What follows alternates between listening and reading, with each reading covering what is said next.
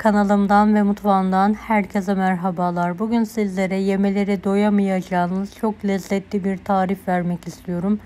Tarifimizi ilk olarak hamurumuzu hazırlayarak başlayalım. 2 su bardağı süt, 2 su bardağı su uygun bir kaba alınır. Bu karışımın ılık olmasına dikkat edelim. Üzerine 2 tatlı kaşığı toz şeker, 1 pakette kuru maya ekleyelim ve tüm malzemeyi karıştıralım.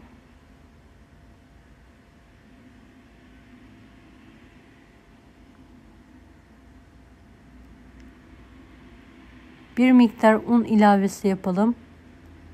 1 su bardağı sıvı yağ ekleyelim.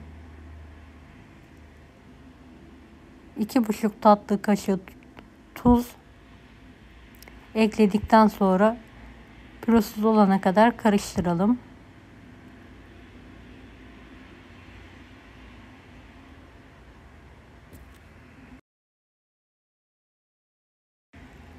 Kalan unu azar azar ilave ederek yumuşak, ele yapışmayan bir hamur yoğuralım.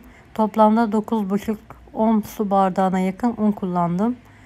Hamuru toparladıktan sonra tezgah üzerine alalım. 2-3 dakika daha bu şekilde yoğurmaya devam edelim.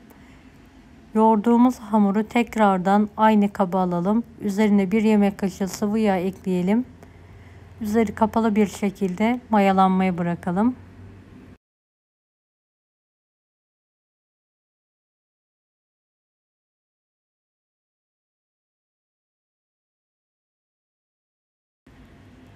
Evet, hamurumuz çok güzel mayalandı gördüğünüz gibi.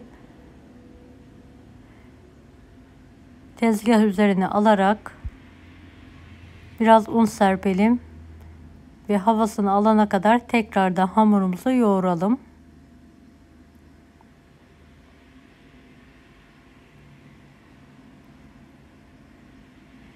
Hamurumuzu tam ortadan bölelim. Böldüğümüz parçayı 6 eşit bezeye elimizle bölerek yuvarlayalım.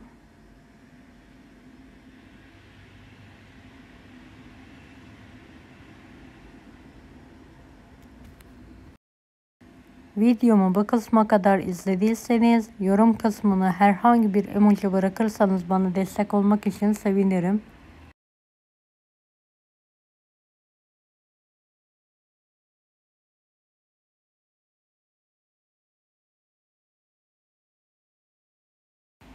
Evet, hamurlarımızı bezeledikten sonra tezgah üzerinde 5-10 dakika bu şekilde dinlenmeye bırakalım. Üzerine sıvı yağ ve tereyağı karışımı sürelim. Hafif bir şekilde elimizle bastıralım ve dinlenmeye bırakalım.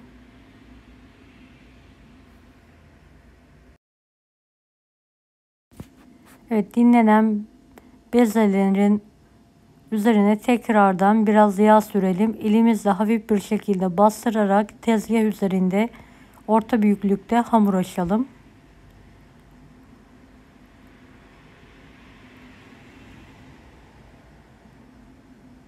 Evet, bu kadar açmamız yeterli olacaktır. Üzerine bolca ince çekilmiş ceviz koyalım. Hamuru kenardan rulo sararak şekil verelim. En son rulomuzu burkarak iki ucundan şekil verelim. Kalan bezeleri aynı yöntemle hafif yağ serperek üzerlerine elimizle bastıra bastıra açalım.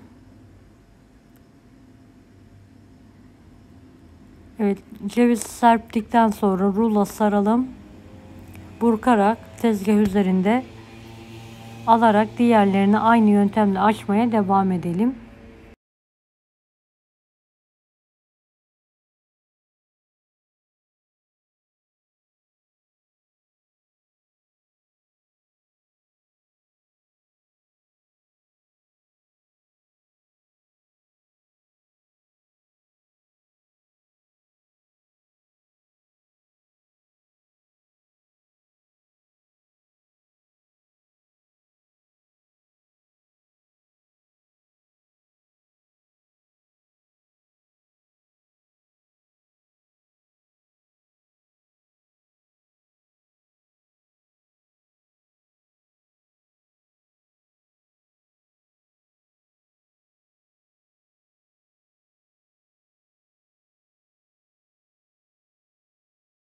Evet, son bezemi de açtıktan sonra ceviz serpiyorum ve rulo sararak şekil veriyorum.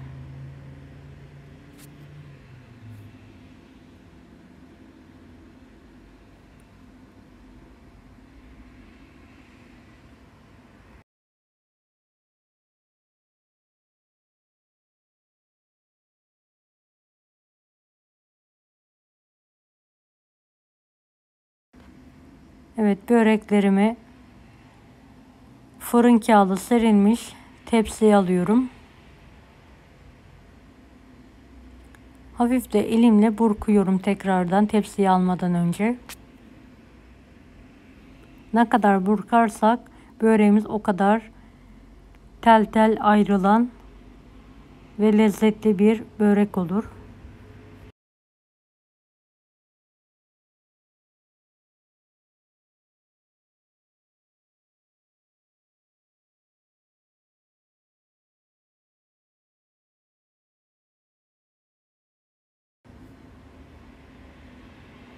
Evet, böreğimizin üzerine kalan tereyağlı sıvı yağ karışımını sürüyorum. Bir fırça yardımıyla her tarafına gelecek şekilde.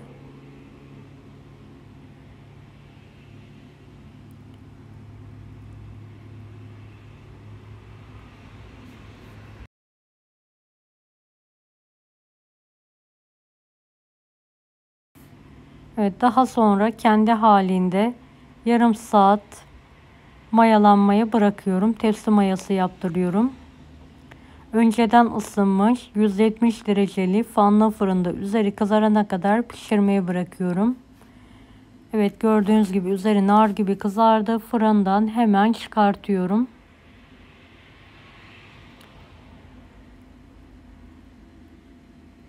Ve dilimleyerek servise hazırlıyorum. Çok lezzetli bir börek oluyor. Mutlaka denemenizi tavsiye ederim.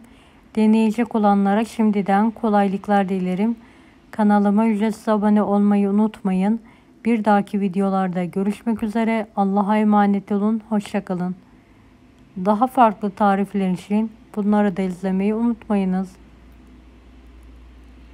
Afiyet şifa olsun herkese.